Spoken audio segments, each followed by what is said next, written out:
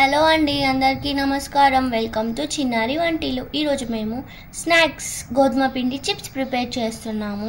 చాలా సింపుల్గా ఉంటుంది. ఎలా చేస్తామో చూడండి. సో దానికోసమని ఫస్ట్ 1 kg గోధుమ పిండి తీసుకున్నాము. దాంట్లోకి కొద్దిగా ఓమా వేసుకోవాలి. దాంతోపాటు కొంచెం సాల్ట్ సరిపోయేలాగా, అలాగే కొంచెం ఆయిల్ వేసుకొని ఇప్పుడు దీంట్లోకి కొంచెం వాటర్ యాడ్ చేసుకుంటూ చపాతీ పిండిలాగా కలుపుకోవాలి. సో ఇలా పిండిని మంచిగా కలుపుకొని పక్కన పెట్టుకోవాలి. పైనుంచి లైట్గా ఆయిల్ అప్లై చేసి పెట్టుకొని ఇప్పుడు చిన్న పార్టీషన్ తీసుకొని మనం చపాతీలాగా రోల్ చేసుకోవాలి.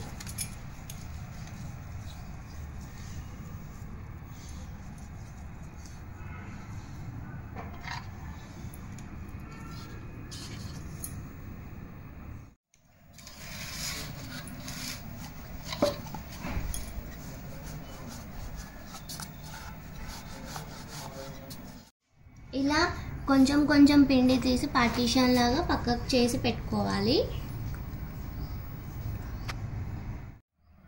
ఇలా మంచిగా పెద్ద చపాతీ లాగా రోల్ చేసుకోవాలి. రోల్ చేసేసుకున్నాక దాన్ని మనం కట్ చేసుకోవాలి. మేము చూపిస్తున్న విధంగా కట్ చేసుకోండి.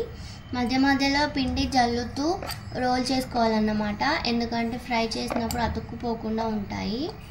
లైట్గా పిండి చల్లుతూ మంచిగా రోల్ చేసుకోవాలి చపాతీని.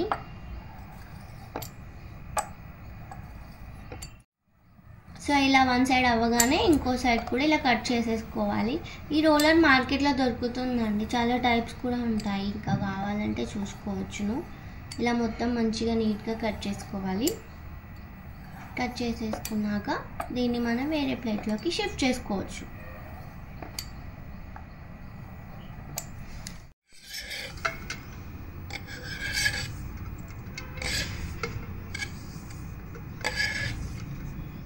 సో ఈ విధంగానే మిగతా పిండి అంతా చపాతీలా రోల్ చేసుకొని ఇలా కట్ చేసి పెట్టుకోవాలి. ఇప్పుడు డీప్ ఫ్రైకి ఆయిల్ పెట్టేసుకోవాలి. ఆయిల్ వేడయ్యిందండి. ఆయిల్ వేడయ్యాక మనం కట్ చేసి పెట్టుకున్న చిట్టి చిప్స్ ఉన్నాయి కదా, అవి కొన్నిగా వేసుకోవాలి. వేసుకొని మంచి గోల్డెన్ బ్రౌన్ వచ్చే వరకు రోస్ట్ చేసుకోవాలి. సో ఇవి ఇలా మంచిగా 2 sides ఇలా మంచి బ్రౌన్ కలర్ రావాలండి.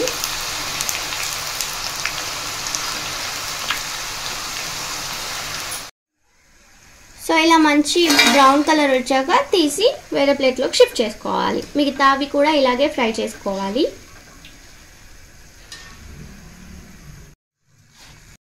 సో చూసారు కదండి, మిగతావన్నీ కూడా ఇలా మంచిగా ఫ్రై చేసేసుకోవాలి. 1 kg పిండి కాబట్టి ఇన్ని చిప్స్ వచ్చాయి. మాకు ఆల్మోస్ట్ ఒక 1.5 hour పట్టింది.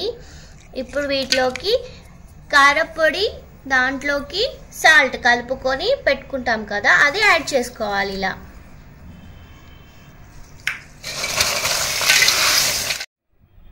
సో ఇంతే అండి. ఆ కారపొడి అన్నింటికి స్ప్రెడ్ అయ్యేలాగా మంచిగా మిక్స్ చేసేసుకుంటే రెడీ అయిపోతాయి మన గోధుమ పిండి చిప్స్. మీరు కూడా ట్రై చేయండి. ఎలా వచ్చాయో నాకు కామెంట్లో షేర్ చేయండి. మీకు కనుక నా వీడియో నచ్చితే లైక్ చేయండి, షేర్ చేయండి, కామెంట్ చేయండి. అలాగే నా ఛానల్ని సబ్స్క్రైబ్ కూడా చేసుకోండి. థ్యాంక్ యూ అండి. థ్యాంక్ యూ ఫర్ వాచింగ్ చిన్నారి వంటిల్లు.